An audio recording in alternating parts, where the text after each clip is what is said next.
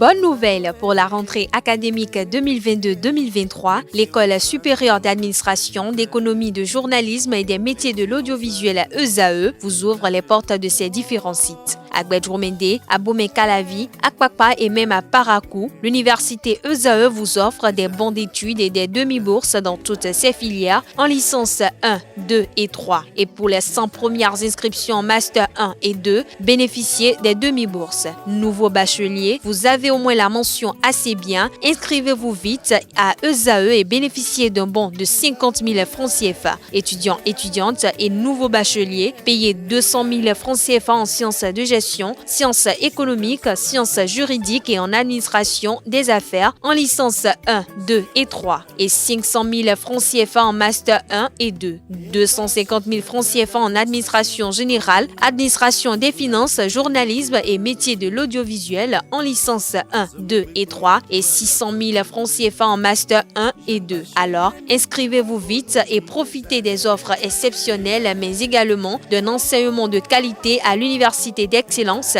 ESAE. Infoline 90 93 65 21 ou le 98 98 14 00. ESAE, l'excellence à un nom. Bonjour à nouveau, chers amis internautes. Le quotidien béninois d'information générale et d'analyse, l'informateur titre ce matin en manchette: Présidence de la République, Patrice Talon a rencontré les acteurs sportifs.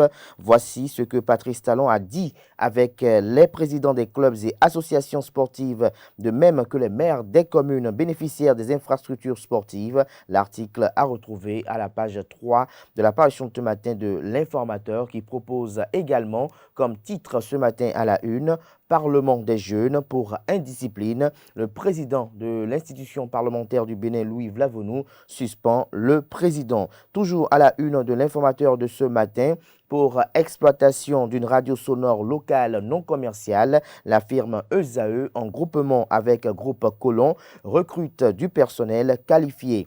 L'oreille droite de la une de ce matin de l'informateur vous invite à découvrir dans les colonnes de sa parution les articles rédigés par les étudiants en formation de journalisme à l'École supérieure d'administration, d'économie, de journalisme et des métiers de l'audiovisuel ESAE, les étudiants en formation de journalisme, bien évidemment. Chers amis internautes, le matinal titre ce matin en manchette: législative du 8 janvier 2023, l'OJBR, l'organisation de la jeunesse du bloc républicain, met les étudiants de l'université d'Abomey-Calavi en ordre de bataille.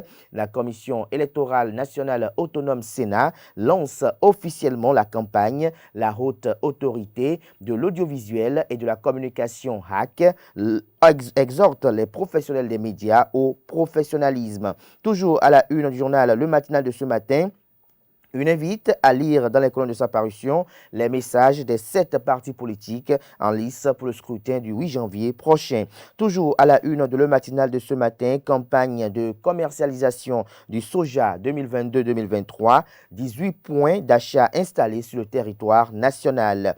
Matin Libre ce matin en manchette communique: législative de 2023, campagne électorale, l'invite à la paix de Rekia Madougou, Porto Novo, les démocrates à la conquête du premier arrondissement. Retrouvez l'article à la page 8. Toujours à la une du journal Matin Libre de ce matin, législative de 2023, campagne électorale, message des partis politiques en lice à retrouver aux pages 5, 6 et 7. Nous passons à présent au journal Le Béninois Libéré, qui libère ce matin en manchette: législative de 2023, Université d'Abomey-Calavi, le ministre d'État Abdoulaye Biotchane au contact des étudiants et fier de l'OJBR, l'honorable Bida choisit la meilleure cible pour le triomphe de la rupture. Toujours à la une du journal Le Béninois Libéré de ce matin, scrutin législatif de 2023 dans la paix, Rekia Madougou donne des consignes de vote. Toujours à la une du journal Le Béninois Libéré, comme d'autres parutions de ce matin, législative du 8 janvier 2023, les messages du Moël Bénin, entendez mouvement des élites engagées pour l'émancipation du Bénin, BR Bloc républicain, MPL Mouvement populaire de libération, LD les démocrates, FCBE Force Cori pour un Bénin émergent, UDBN Union démocratique démocratique pour un Bénin nouveau et UPR, Union progressiste, le renouveau. Le potentiel ce matin en manchette s'intéresse à l'actualité à la Cour de répression des infractions économiques et du terrorisme criette. Les magistrats Guy Honga et Perpétue Djewé emprisonnés, Norbert Dadjo et Francis Bodjrenou libérés et mis sous convocation. Les détails sur cette nouvelle affaire à la page 3 de la parution ce matin de Le Potentiel. Toujours à la une du journal Le Potentiel de ce matin, législative de 2023 dans la 11e circonscription électorale, Ernest Bodjrenou met Diakotomé à l'ombre du baobab. Retrouvez l'article à la page 3. Toujours à la une du journal Le Potentiel de ce matin, législative du 8 janvier 2023, l'adresse des partis politiques au peuple béninois est à retrouver dans les colonnes de sa parution. Le Canard illustre ce titre avec les logos des 7 formations politiques en lice pour le scrutin du 8 janvier prochain.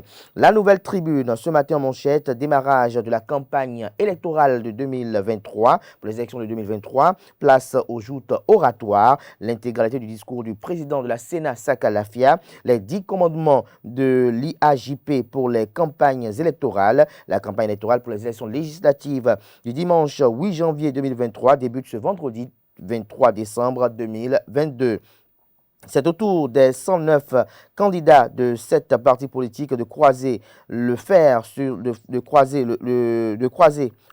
terrain, et si les arguments manquent si les arguments ne manquent pas de chaque côté, il est difficile de faire un pronostic exact à l'étape actuelle. Découvrez l'intégralité de l'article dans les colonnes de la parution du matin du journal qui nous informe qu'après plusieurs mois d'absence tête à tête entre les anciens présidents Thomas Boniaï et Nicéphore Dieudonné Soglo ce jour. Nous passons à présent au journal Le Bénin Intelligent, mais avant, découvrons un autre titre à la une de la Nouvelle Tribune de ce matin. Législative de 2023, Réki Amadougou appelle à une campagne sans violence. Écouté par la criette après sa garde à vue, Virgile Arouansay, libéré et placé sous contrôle judiciaire. Bénin Intelligent à présent, comme je l'annonçais tantôt, législative de janvier 2023, le top d'une campagne non violente.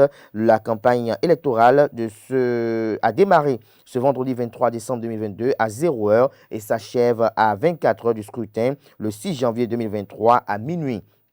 Soit 15 jours aux 7 partis en lice pour convaincre près de 7 millions d'électeurs. Nous passons à présent au journal Le Grand Regard. Après quelques heures de garde à vue, la fièvre électorale fait ajourner la prison de Virgile Arouansay. S'interroge le confrère ce matin. Le Canard fait savoir que, comme toute attente, le journaliste Virgile Arouansay a gardé à vue dans l'affaire supposée exécution extrajudiciaire au Bénin, a recouvré sa liberté, présentée le jeudi 22 décembre dernier au procureur spécial près la Cour de répression des infractions économiques et du terrorisme criette.